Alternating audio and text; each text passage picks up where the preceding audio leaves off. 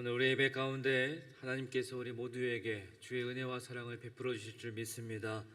우리 할렐루야 찬양대가 찬양한 것처럼 날마다 나의 힘이 되신 그 주님을 붙잡고 또 의지하며 살아가는 우리의 삶이 되기를 간절히 소망합니다. 여러분, 우리가 계속해서 기도에 대해서 말씀을 나누고 있는데 아마 여러분들께서 다들 한 분도 빠짐없이 아마 지금 하나님 앞에 기도하는 제목이 분명히 있으실 거예요. 분명히 한 분도 빠짐없이 하나씩은 꼭 있으실 겁니다. 구체적인 기도의 제목이 있는데, 여러분, 우리가 신앙생활하면서 또 기도하면서 살다 보면은 어떤 걸 느낄 때가 있냐면, 내가 하나님께 기도하는데 하나님께서 응답하지 않고 계신다라는 것을 느낄 때가 있어요. 이런 미응답의 이제 기도의 모습을 우리가 셀 수 없이 이제 많이 느끼게 되고 또 경험하고 또 많은 형태와 모양으로 우리에게 찾아오게 되는데, 여러분, 이게 기도뿐만이 아니라 우리의 일상에서도 미응답의 경험을 할 수가 있습니다. 예를 들면 여러분, 어떤 물건을요 이제 인터넷으로 이제 구매한다라고 한번 생각해 보세요. 그러면 이 물건에 대해서 사기 전에요 뭔가 궁금한 것들이 굉장히 많을 수가 있잖아요. 그러면 궁금하면은 이제 그 물건을 파는 그 업체 고객센터나 아니면 그 인터넷 사이트에 이제 이러이러한 것들이 궁금합니다 하면서 질문을 할 수가 있습니다. 질문을 하고 응답을 이제 답변을 기다리는 거예요. 근데 시간이 아무리 지나도요 이 답변을 주지 않는 거예요.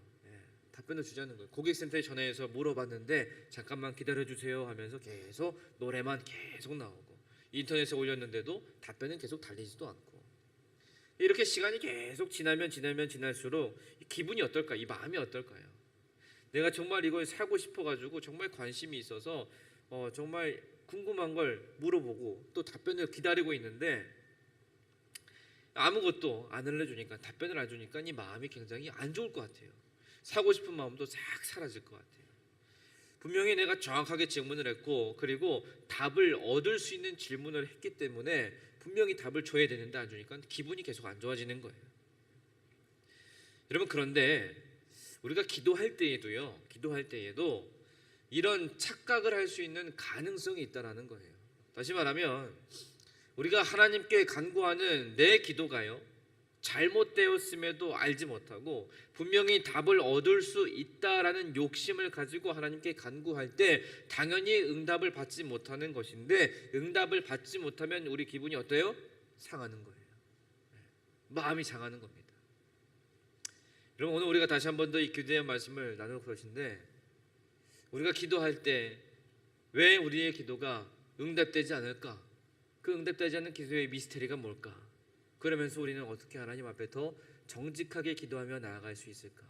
이 말씀을 통해서 우리가 함께 나눌 것인데, 오늘 말씀을 통해서 여러분, 이곳에 모인 우리 모두가 하나님께서 베풀어 주시는 기도의 지혜를 얻는 귀한 은혜의 시간이 되기를 간절히 소망합니다. 마가복음 10장의 말씀에 보면 야고보와 요한이 등장합니다. 야고보와 요한이 예수님께 다가가서 이렇게 말해요. 선생님, 우리가 요구하는 것은 무엇이든지 해주시기 바랍니다. 이렇게 얘기해요. 여러분, 우리가 뭔가 상대방에게 무언가를 요구할 때요 상대방에게 겸손하게 그의 마음을 헤아리면서 요구를 해야지만이 서로의 요구가 이제 잘 통할 수가 있거든요. 근데 이 마가복음 10장에 나오는 야고보와 요한의 모습, 그 태도를 보면은요 예수님께 묻는 태도가 뭐냐면, 예수님 무조건 들어주실 거야, 그러니까 예수님 우리가 말하는 거 무조건 해주세요, 이런 태도예요. 어떻게 보면 여러분, 이들이 말하는 요구가 뭐였냐면, 하나는 예수님 오른편에, 하나는 예수님 왼편에 앉게달라는 건데, 예수님께서 이제 기적을 베풀어 주셔서 지금 그 당시 로마의 식민 지배하에 있던 그 땅을 예수님께서 무찌르시고 이제 왕의 자리에 당당히 올라가실 때, 예수님 그러면 그 오른편에 왼편에 우리가 앉게 해주세요, 이걸 요구하는 거예요. 이 야고보와 요한이 예수님께 뭘 말하고 있냐면 자기들 욕심을 얘기하는 겁니다. 자기들 욕심을. 그래서 자기들도 뭔가 좀 이익을 얻고자 하는 마음이 다분히 이 마음에 그들에게 있었어요. 여러분, 야고보와 요한의 이러한 모습이 우리가 주님께 기도할 때 나오는 모습이지 않을까라고 생각이 드는 거예요. 하나님 내 아버지니까, 여러분, 우리가 말씀을 나눈 것처럼 우리에게 뭐가 있어요? 기도에 특권이 있잖아요. 기도의 특권이 있으니까, 기도의 특권을 가진 하나님의 자녀니까 기도하면 하나님 당연히 들어주시지 않겠냐, 이런 안일한 생각이 여러분 우리에게 또 기도하는 모습 중에 나올 때가 있다는 거예요. 여러분, 그러나 중요한 것은 뭐냐, 하나님께서요 당연히 우리 기도를 들어주십니다. 당연히 들어주세요. 안 들어주시는 기도는요 없습니다. 그런데 중요한 것은 뭐냐, 여러분, 그 기도가 하나님의 뜻과 일치하냐라는 거예요. 여러분, 하나님께서요 우리의 기도에 아니야 라고 응답하실 때가 있습니다. 아니야.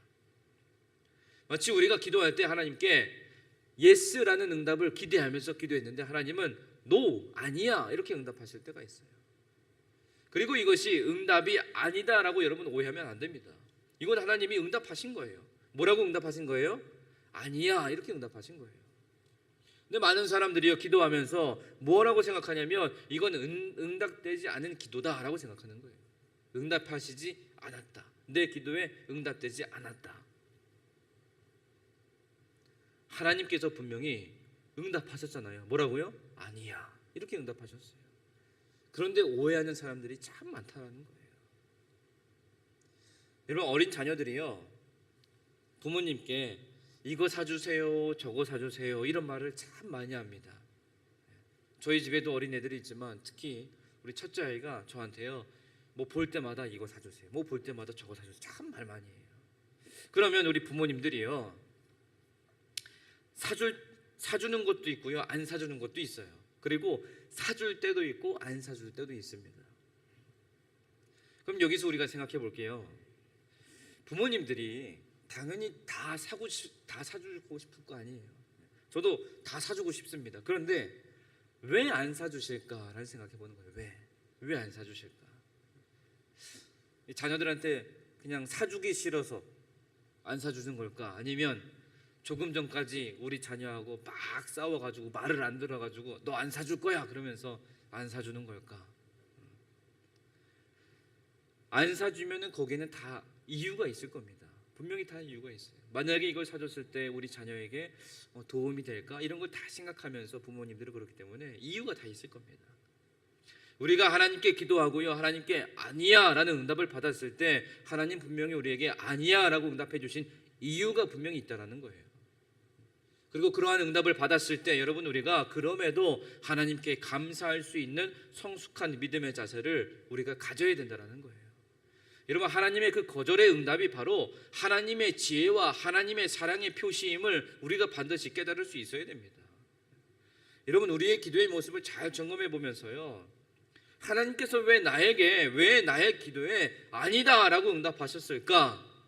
이것을 살펴볼 수 있는 지혜가 여러분 우리 모두에게 분명히 있어야 됩니다.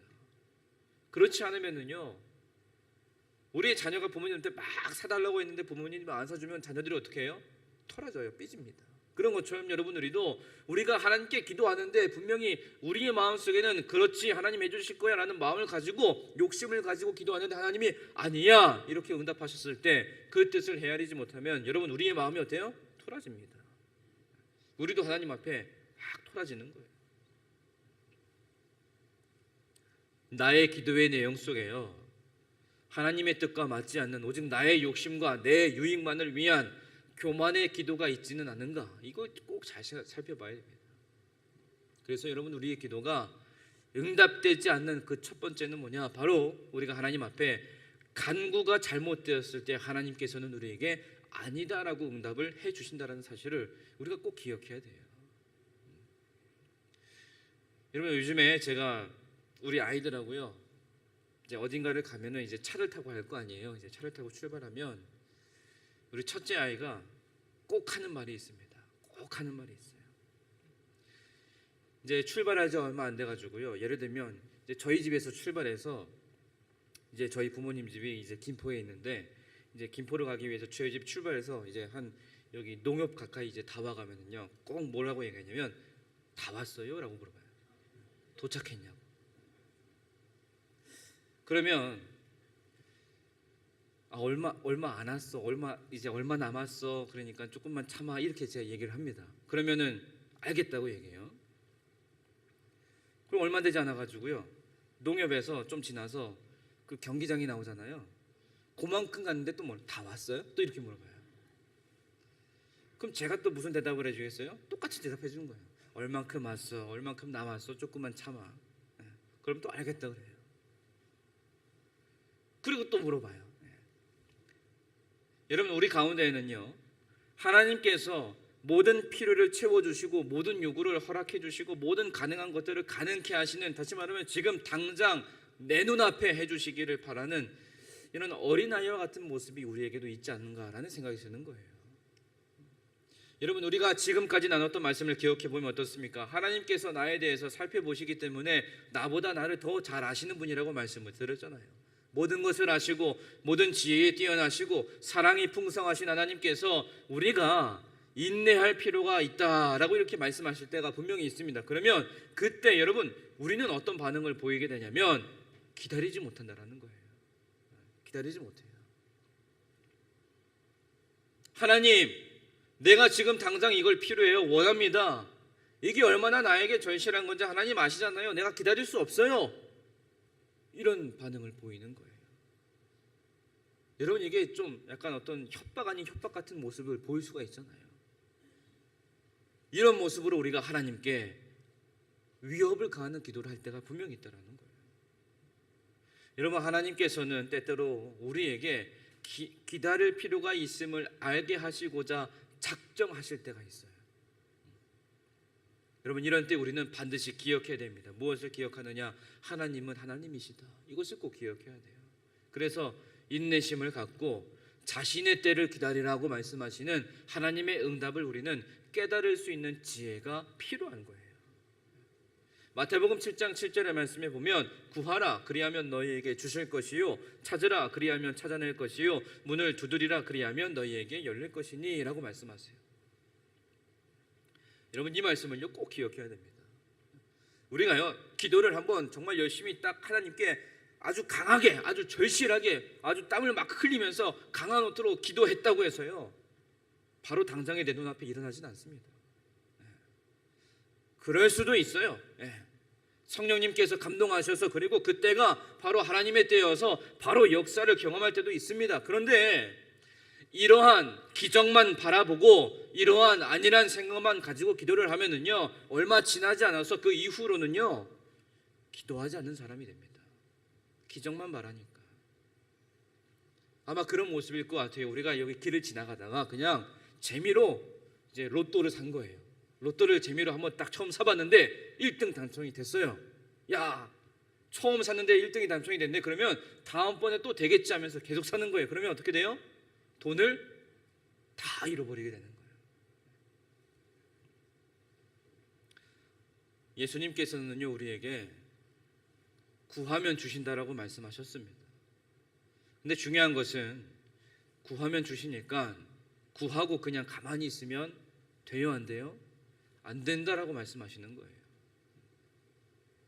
마태복음 7장 7절 말씀에서 구한 다음에 무엇을 하라고 말씀하세요? 찾으라는 거예요. 주님이 주신 나의 구함을 찾아야 된다는 겁니다. 그럼 찾으면 그 다음에 뭘 해야 됩니까? 두드려야 돼요. 그래서 열어야 됩니다. 뭐가 이렇게 복잡해? 그냥 주면 끝 아니야? 이런 생각 들 수도 있어요. 그런데 예수님께서 이 말씀을 하시는 이유는 뭐냐? 여러분, 우리에게 간절하고 진실한 마음으로 하나님께 기도해라, 이것을 가르치시는 거예요. 한 번으로 족한 어떤 거래성의 기도가 아니라 그 기도에 대한 나의 진실함과 간절함을 하나님께 아뢰라는 겁니다. 그러한 시간 속에서 하나님의 때를 인내하며 반드시 그 기도에 대한 응답을 내 삶 가운데 펼치실 하나님의 그 손길을 기대하며 확신하고 신뢰함 가운데 나아가라, 이것을 가르치시는 거예요. 여러분, 우리 모두 하나님께 인내함과 진실함 그리고 간절함을 통해 어떻게 기도의 실천을 할 수 있는지 기도의 지혜를 얻고 그 기도를 통한 응답의 역사 속에 살아가는 우리 모두가 되기를 주님의 이름으로 간절히 축복합니다. 여러분, 여기에서 중요한 게 뭐냐면 사람들이 때때로 착각할 때가 있습니다. 하나님께서 아니다라고 응답하시는 거하고요, 하나님께서 잠깐만 기다려 천천히라고 응답하시는 이 두 가지. 여러분 이 둘 다 하나님의 응답입니다. 둘 다 하나님의 응답이에요. 앞서 말씀드린 것처럼 아니다라고 하신 응답에 대해서 하나님 내 기도 듣지 않으셨어. 하나님 아직 응답하지 않으셨어. 이렇게 오해를 한다고 말씀을 드렸잖아요. 그런데 하나님께서요 우리의 기도에 아니다라고 말씀하신 게 응답하신 거예요? 아니에요? 응답하신 거예요. 분명히 응답하신 겁니다. 하나님께서 응답을 하셨다면 그러면 우리가 어떻게 알 수 있느냐? 우리의 삶에 반드시 나타나게 되어 있어요. 그래서 여러분 우리로 하여금 하나님이 알도록 이끄시는 거예요. 우리가 기도하면서 하나님 분명히 들어주시겠지 기도하는데 아니다라고 응답하시면서 우리도록 보게 하시고요, 느끼게 하시고 경험하게 하시거든요. 그런데 이게 나의 기도, 내가 생각하는 욕심과 다르기 때문에 여러분 우리가 어떤 모습을 보이냐면 외면하는 거예요. 내가 생각하는 기도의 응답과 다르기 때문에 거부하는 겁니다. 그래서 응답되지 않았어. 하나님 내 기도 듣지 않으셨어. 이렇게 우리가 생각하는 거예요. 그리고 하나님께서 천천히 잠깐만 기다려 이 응답에 대해서도요 우리에게 반드시 알려주십니다. 그래서 우리로 하여금 마태복음 7장의 말씀처럼 계속해서 더욱 진실하게 기도하도록 우리를 이끄신다라는 겁니다. 여러분 창세기에 나오는 아브라함 기억해 보세요. 하나님께서 아들을 주시겠다 약속해 주셨잖아요. 그런데 시간이 지나면 지날수록 어떻게 돼요? 응답이 나타나지 않는 거예요. 그래서 아브라함이 어떻게 했습니까? 사라의 종인 하갈을 통해서 아들을 얻었습니다. 그리고 이것이 하나님이 주신 응답이다 이렇게 했어요. 착각했습니다. 하나님께서는요 그것이 아니다라고 분명하게 말씀하셨어요. 하나님께서는 아브라함에게 주실 완벽한 응답을 가지고 계셨는데 아브라함은 어떻게 했습니까? 자기 마음대로 행동했어요. 이 모습이 바로 우리의 모습이지 않을까라는 생각이 드는 거예요. 여러분 우리도 기도를 하고요 하나님이 응답을 주시지 않는다라고 여길 때, 그리고 시간이 계속 조금 더 걸릴 때, 그 과정 속에서 내 머릿속에 떠오르는 생각들, 주변의 모습들을 보면서요 내 멋대로 판단하고요 내 마음대로 행동할 때가 참 많이 있습니다. 그런데 그것이 하나님의 뜻이 아니고 내 욕심이었고 내 생각이었다라는 것을 반드시 깨닫게 되는 날이 꼭 찾아오게 되어 있어요. 조금만 기다리면 되는데, 조금만 더 기다렸으면 하나님께서 내 기도에 분명히 응답하시는 것을 내가 경험했을 텐데, 분명히 그 응답을 주셨을 텐데 그것을 기다리지 못하고 내 행동대로, 내 멋대로, 내 마음대로 행동하는 거예요. 이런 경우에 하나님께서는요 우리에게 반드시 알려주십니다. 아니다라는 응답이 아니기 때문에 계속해서 기도하도록 우리의 삶을 이끄시는 거예요. 그런데 그것을 기다리지 못하고 인내하지 못하고 그냥 내 욕심대로, 내 생각대로, 내 마음대로, 내가 가지고 있는 내 지식대로 해결하려고 하는 어리석은 모습이 나오는 겁니다. 그렇게 해놓고 그래 하나님이 이렇게 응답하셨어, 내 멋대로 판단하는 거예요. 이런 모습들을 보시면서 하나님께서 우리에게 뭐라고 말씀하시냐면 성장해라 이렇게 말씀하세요. 하나님께 기도 응답을 받을 준비가 되어 있지 않을 때요 하나님께서는 우리에게 성장할 필요가 있다라고 말씀하십니다. 시편 66편 18절 말씀해 보면 내가 마음속으로 악한 생각을 품었더라면 주님께서 나에게 응답하지 않으셨을 것이다 이렇게 고백합니다. 제가 몇 주 전에 말씀 들으면서 기도에 대해서 제가 훈련받았을 때 어떻게 교육받았다라고 말씀드린 거 기억나시나요? 먼저 하나님을 찬양하고 회개하고 그 다음에 감사하고 간구하고, 이런 순서로 이제 기도를 교육받았는데 여기서 두 번째인 회개가 필요한 이유가 뭐냐? 우리 안에 더러운 것이 있으면 하나님의 그 거룩하신 말씀이 들어올 수가 없다라는 거예요. 여러분 우리의 마음과 우리의 삶을 우리가 살필 필요가 있습니다. 그래서 우리의 모습과 삶의 모습에서 하나님 보시기에 부끄러운 모습이 없어야 된다는 거예요. 그래야만 하나님께서 우리의 기도를 들으시고 우리의 마음 가운데 그 기도의 응답을 넣어주실 때 우리가 주님의 응답을 온전히 받을 수 있는 준비가 된다는 거예요. 그런데 이 안에 악한 것이 있고 더러운 것이 있어요. 하나님 응답하십니다. 내 욕심으로 가득합니다. 그런데 내 욕심과 다르게 응답하세요. 받을 준비가 안 돼 있어서 거부하는 거예요. 구약의 말씀에 보면 하나님께서 뭐라고 말씀하시냐면 희생 제물을 드릴 때 가장 좋은 양들을 드려라 이렇게 말씀하세요. 분명히 말씀하세요. 그런데 이스라엘 백성들은요 그들의 가축 중에서 가장 쓸모없는 양을 드리기로 작정합니다. 그래서 그들은 하나님께 다리를 저는 양과 눈먼 양을 드려요. 좋은 것들은 어떻게 하느냐? 시장에 갖다 내다 파는 겁니다. 하나님께서는 이러한 모습을 보시면서 말라기 선지자를 통해서 이스라엘 백성들이 불순종하면서 왜 여전히 사랑과 축복을 구하고 있냐 이렇게 물으십니다. 이러한 모습은요, 그때나 지금이나 지금 내가 하나님을 향한 모습에서 나타나는 일이 될 수 있고요, 또한 이러한 일이 분명히 일어나서는 안 되는 일이에요. 때때로 절박한 필요를 하나님께로부터 응답받지 못할 때가 있어요. 그때 생각해 보면은 응답받지 못하는 데 있어서 유일한 방해 요소가 나 자신일 수가 있습니다. 여러분, 주님은 우리와 늘 함께 하십니다. 그래서요, 나의 필요가 무엇인지 당연히 아시고 나의 간구를 누구보다 더 잘 아시는 분이세요. 그런 주님께서 우리의 간구를 들으시며 응답해 주실 때 그 응답의 모양과 방향을 보면서 지금 내 기도의 모습을 살펴볼 수 있는 믿음의 시선이 우리에게 분명하게 있어야 된다는 거예요. 그 믿음의 시선이 없으면 하나님께서 응답해 주시는데 이것들을 방해하는 요소가 내가 된다는 거예요. 그래서 하나님을 향한 간구의 모습이 어떠한지 날마다 점검하고 올바른 기도의 모습으로 나아갈 수 있도록 하나님께 지혜를 구해야 된다는 겁니다. 온전한 믿음의 자세로 날마다 주님 앞에 겸손함으로 모든 것을 주 앞에 진실하게 간구하며 살 수 있는 우리의 기도의 모습이 분명히 되어야 된다는 거예요. 여러분, 우리 모두가 이러한 믿음의 모습으로 하나님 아버지 앞에 간구하며 살아갈 때 여러분, 우리가 진실하게 하나님 앞에 기도하면서 또 하나님이 어떠한 응답을 주실지라도 믿음으로 고백하며 아멘으로 화답하며 그 응답 속에서 하나님께서 펼치실 위대한 일을 바라보며 기대하며 살 수 있는 기도의 용사가 되시기를 주님의 이름으로 간절히 축복합니다. 그래서 여러분, 우리는 우리의 기도에는 응답이 절대 없다, 아니 우리의 기도에는 하나님께서 분명히 응답해 주신다, 이 사실을 꼭 기억해야 돼요.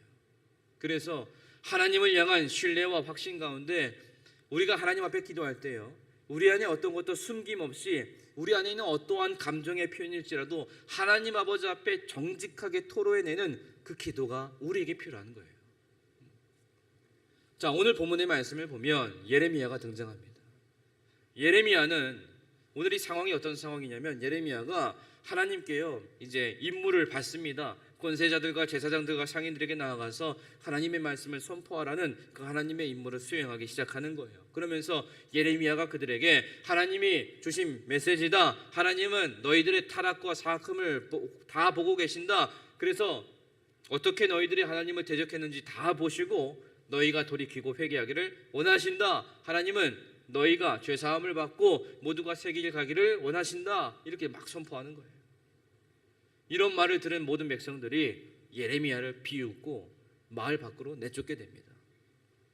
그리고 그들은 예레미야에게 뭐라고 얘기하냐면 하나님, 너는 하나님이 보내신 사람이 아니다, 그리고 우리는 아무 문제가 없다, 이렇게 얘기해요. 하나님께 사명을 받고 전했습니다. 근데 돌아오는 반응은 자기를 조롱하고 자기를 내쫓고, 예레미야는 낙심이 되었어요. 그래도 다시 갔습니다. 가서 이번에는 좀 더 사실적으로 구체적으로 말하게 돼요. 그런데 그들의 반응은 똑같은 거예요. 더 나아가서 예레미야를 때리고 공개적으로 수치를 주게 됩니다.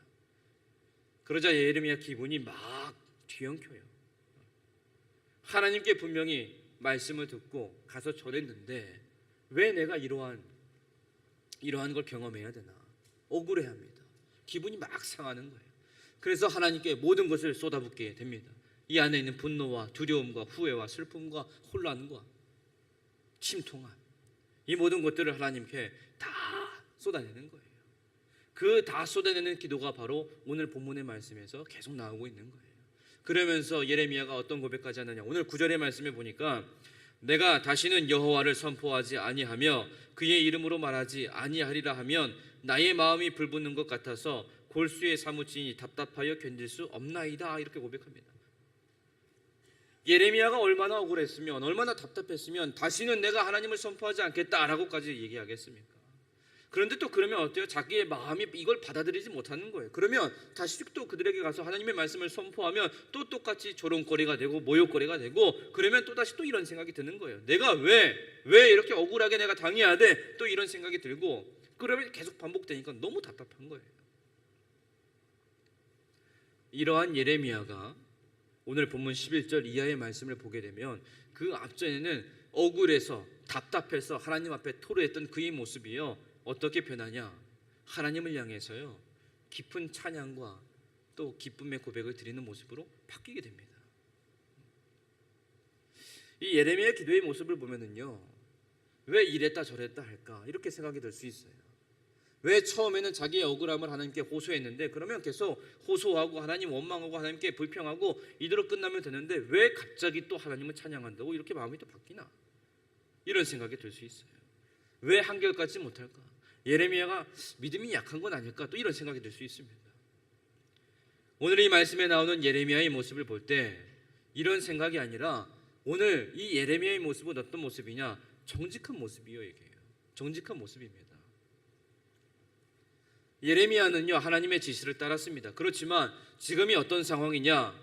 그의 인생이요 거의 하늘이 무너지기 직전에 있는 그러한 상황이에요.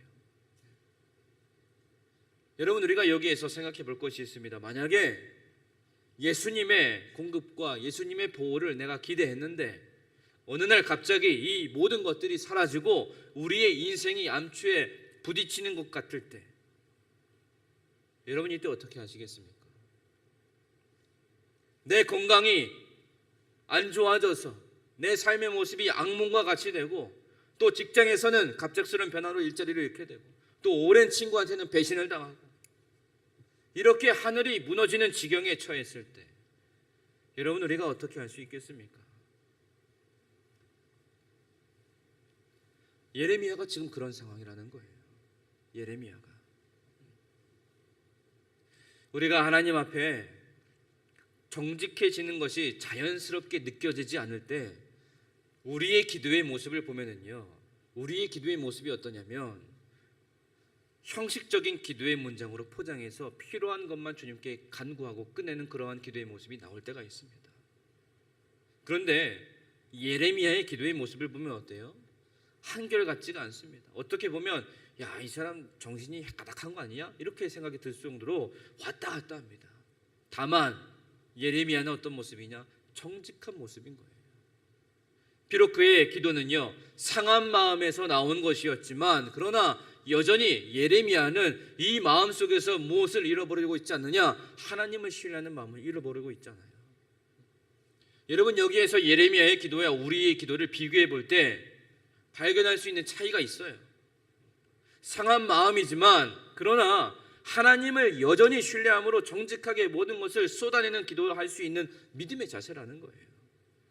여러분, 우리의 삶 가운데 어려움과 커다란 문제들이 닥쳐옵니다. 닥쳐왔을 때 그 상황 속에서 하나님이 왜 나를 이런 상황에 빠지게 하셨는지, 나의 감정을 솔직하게 정직하게 다 아뢰며 나아갈 때 여러분, 하나님께서 나의 감정을 다 아시기 때문에 그냥 그대로 다 받으신다라는 거예요. 그래서 하나님께서는요 정직하고 솔직한 나의 기도의 모습을 보시고 이미 살펴아시는 하나님께서 나에게 주어진, 하나님께서 나에게 주실 다른 축복의 길을 반드시 열어주신다라는 거예요.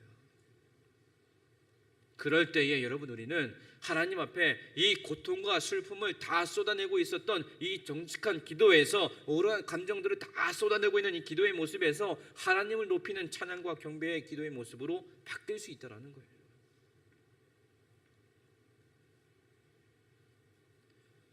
여러분, 우리 모두가 하나님 앞에 이러한 정직한 기도의 모습으로 날마다 살아가기를 간절히 소망합니다. 여러분, 우리의 삶에 어려움이 찾아올 때 가끔 이런 생각이 들 수 있어요. 하나님께서 나를 무너뜨리신다, 이렇게 느낄 때가 있어요. 내가 영적으로 큰 공경에 빠져버리게 된다, 이런 생각이 들 때가 있습니다. 이런 때에요 많은 사람들이 좋은 그리스도인이 되고자 애쓰는 모습을 보일 때가 있어요. 그러면 이런 사람들의 모습 속에서 어떤 모습이 나오냐면 하나님을 변호하는 겁니다. 하나님은 좋은 분이시고 하나님 선한 분이시니까 하나님 나한테 이럴 수가 없어. 하나님 나한테 이러지 않으실 거야. 그러면서 무의식적으로 하나님을 내가 변호하는 거예요.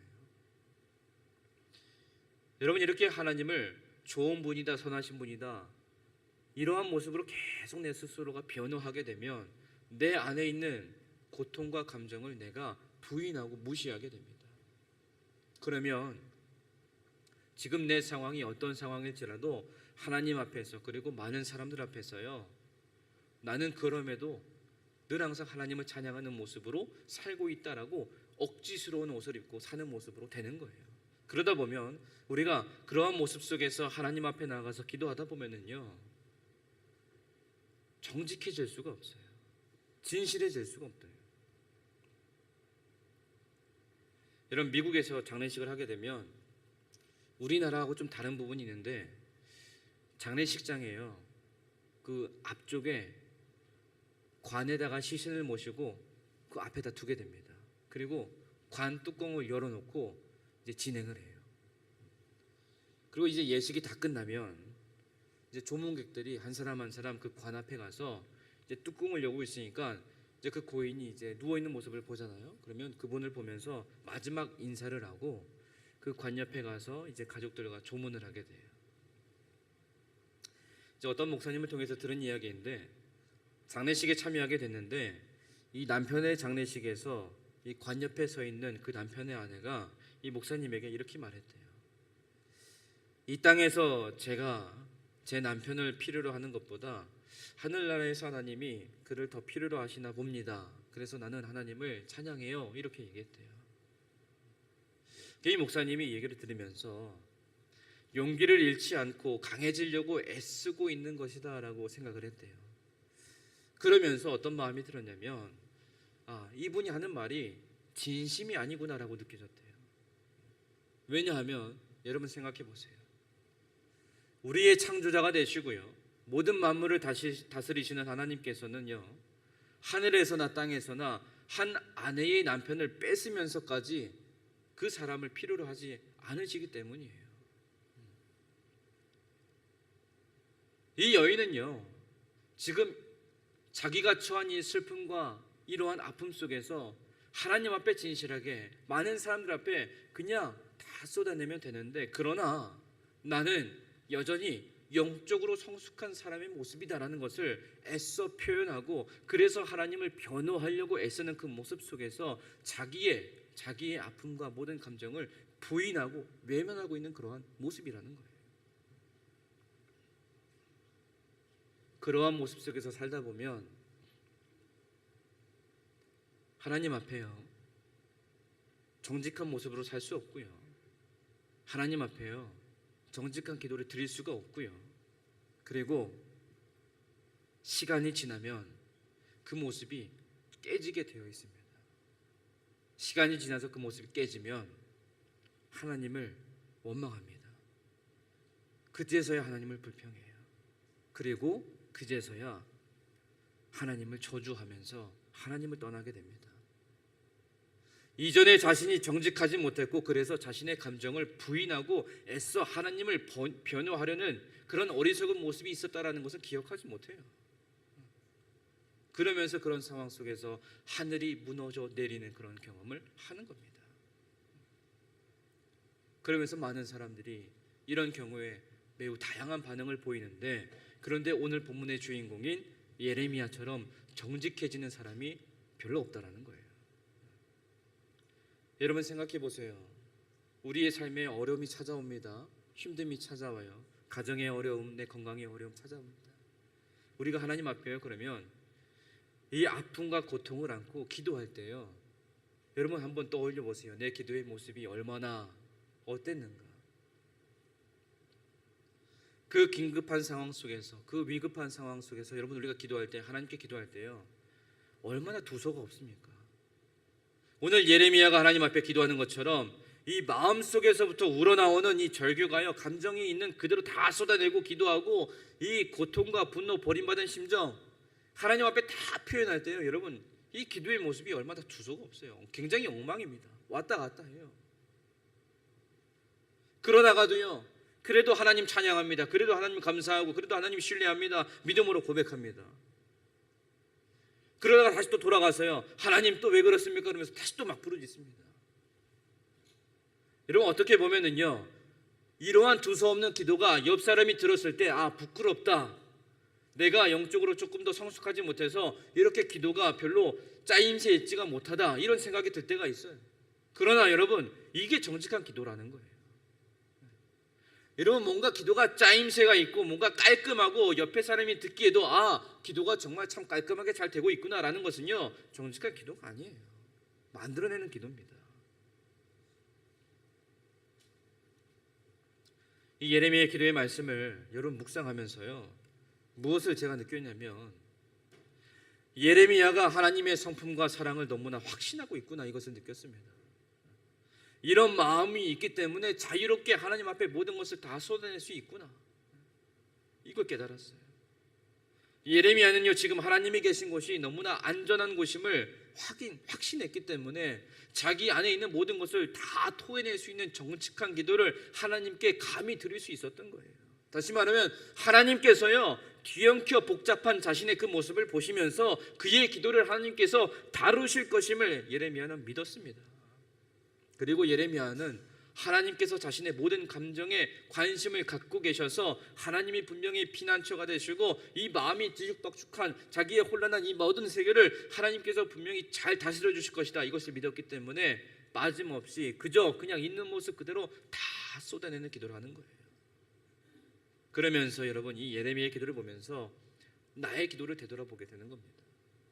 과연 나는 이만큼 하나님의 성품을 확신하고 있는가? 그래서 고통 중에도, 아픔 중에도, 정말 하늘이 무너져 내릴 것 같은 그러한 상황 속에서도 내가 하나님 아버지 앞에 정말 모든 것을 다 쏟아내면서 정직한 기도로 살고 있는가? 나의 기도에 응답이 되지 않는 것 같은 기분이 들어도 그러나 하나님은 분명히 응답하고 계심을, 그래서 지금 내가 기도하는 이곳, 나의 피난처 되시는 하나님이 나에게 가장 안전한 곳이 되는가? 이 믿음으로 내가 기도하면서 살고 있는가? 나의 기도를 되돌아보게 된다는 겁니다. 여러분, 하나님께 마음에 있는 모든 것을 정직하게 다 토로할 수 있는 기도의 용사가 되시기를 간절히 소망합니다. 그리고 여러분, 그렇게 기도를 하신 때에 하나님께 이렇게 고백해 보세요. 하나님, 이제 내 속에 있는 모든 것을 주님께 다 쏟아내었습니다. 다 들으셨습니다.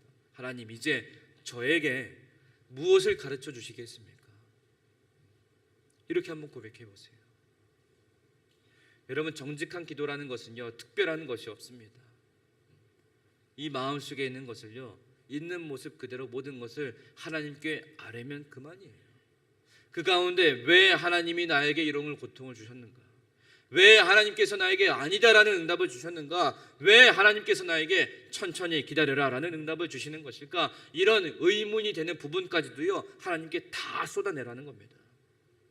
내가 알고 믿는 하나님께서는 이런 분이 아니실 텐데, 이런 생각을 하면서 이쁘게 포장하고 편집하는 기도의 내용이 담겨져 있어서는 안 된다라는 거예요. 우리가 하나님 아버지 앞에 정직한 기도를 드릴 때 오늘 예레미야의 기도처럼 뒤죽박죽이 되어도, 그럼에도 여러분, 우리가 기도하는 가운데 하나님을 찬양하고 하나님을 기뻐하는 그 믿음의 고백이 우리에게 반드시 나타나게 되는 줄 믿습니다. 꼭 기억할 것은 응답되지 않는 기도는 없습니다. 우리의 기도는 분명히 하나님께서 응답해 주십니다. 단지 그 기도의 응답이 다를 뿐이에요. 달라서 뭐하고 달라요? 내 욕심과 다를 뿐이에요. 그래서 내 스스로가요, 다르니까 내 마음이 낙심이 되도록 내 스스로가 이끄는 거예요. 그러한 고통 가운데 하나님께 기도하는 모습을 내 스스로가 뚝 끊어버리게 되는 겁니다. 그러나 우리는 그러한 고통 속에서도 하나님 아버지 앞에 모든 것을 다 토해내고 쏟아내는 진실하고 정직한 기도의 모습을 늘 항상 간직해내는 믿음의 백성이 분명히 되어야 된다는 거예요. 그래서 하나님의 뜻에 합당한 기도의 삶이 되고, 그 기도의 삶을 통해서 더욱더 영적으로 성숙해서 날마다 하나님의 손길을 경험하며 살아가는 온전한 그 기도자의 삶을 살아내는 우리 모두가 되기를 간절히 소망합니다. 여러분, 정직한 기도의 모습을 통해서 다시 우리의 기도를 세워주시는 하나님의 놀라우신 그 은혜 속에서 실제적으로 우리의 삶에 실천할 수 있는 정직한 기도를 주님 앞에 날마다 나타내는 기도의 용사가 되시기를 간절히 축복합니다.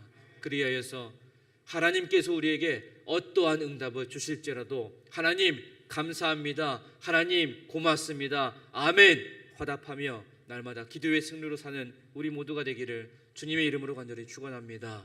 이렇게 기도하겠습니다. 하나님 아버지 감사합니다. 하나님께서 우리를 사랑해 주셔서 우리의 모든 간구를 아시고 살피시니 참으로 감사를 드립니다. 하나님, 우리가 주님 앞에 기도하며 나아갈 때 내 안에 있는 모든 것을 숨김없이 정직하게 주님 앞에 모든 것을 토로하며 나아가는 기도자가 되게 하여 주시옵시고, 우리의 기도에 어떠한 응답을 주실지라도 아멘으로 화답하며 순종하며 나아가는 하나님 기도의 용사가 될 수 있도록 주님 인도하여 주시옵소서. 예수님의 이름으로 기도드립니다. 아멘.